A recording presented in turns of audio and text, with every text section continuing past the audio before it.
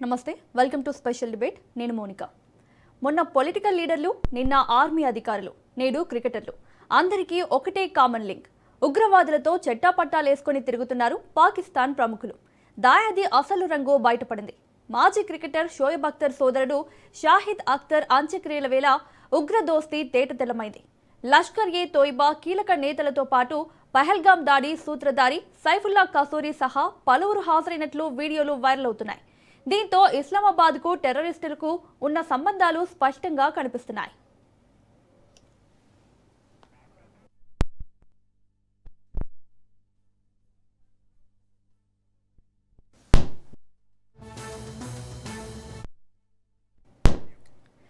పాకిస్తాన్ పేరు విన్న వెంటనే గుర్తొచ్చేది ఉగ్రవాదమే. సీమాంతర ఉగ్రవాదాన్ని మన దేశంపైకి ఎగదోసి దశాబ్దాలుగా కుట్రలు చేస్తూనే ఉంది దాయాది. అమెరికా అండదండలు పెరగడంతో నిర్భయంగా ఉగ్ర పాములను పెంచి పోషిస్తుంది. టెర్రరిస్ట్ నెట్వర్క్ను పెంచేందుకు హవాలా మార్గంలో డబ్బులు పంపుతుంది. అది కూడా ఇండియాను నాశనం చేయాలన్న ఒక్క లక్ష్యంతో ముందుకెళ్తుంది. అయితే ఎప్పటికప్పుడు పాక్ కుట్రలను పటాపంచలు చేస్తోంది భారత్.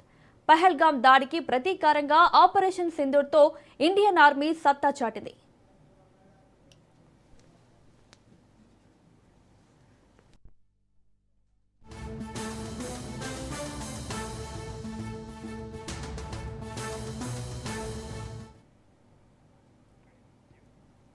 తాజాగా షోయబ్ అఖ్తర్ సోదరుడు షాహిద్ అఖ్తర్ అంత్యక్రియలు పెనుదుమారం రేపాయి.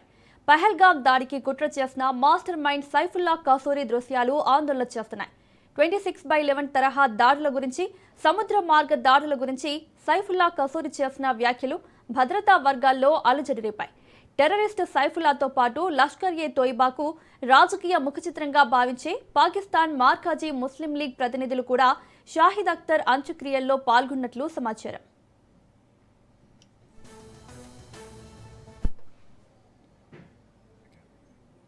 జూన్ 24న గుండెపోటుతో షాహిద్ అఖ్తర్ సోదరుడు మరణించారు. ఆయన కూడా షోయబ్ అఖ్తర్ లాగే మాజీ క్రికెటరే.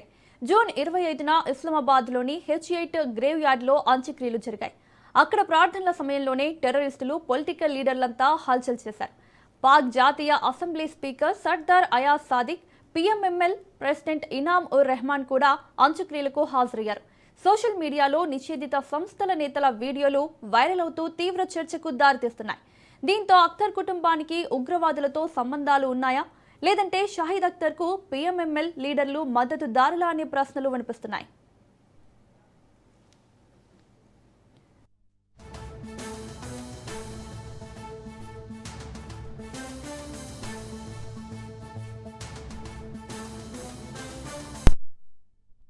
సాధారణంగా అత్యంత రహస్యంగా నీడల్లో కనిపించే టెర్రరిస్ట్ నెట్వర్క్ సభ్యులు ఓ పబ్లిక్ ఈవెంట్లో ఇలా ప్రత్యక్షమవడం అంతర్జాతీయంగా తీవ్ర చర్చకు దారితీస్తుంది.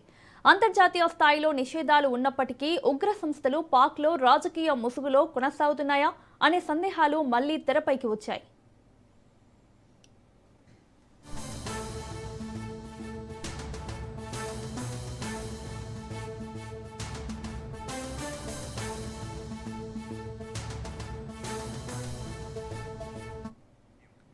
లష్కర్-ఏ-తోయిబా అనేది 1990 చివరిలో ఏర్పడిన ఉగ్ర సంస్థ.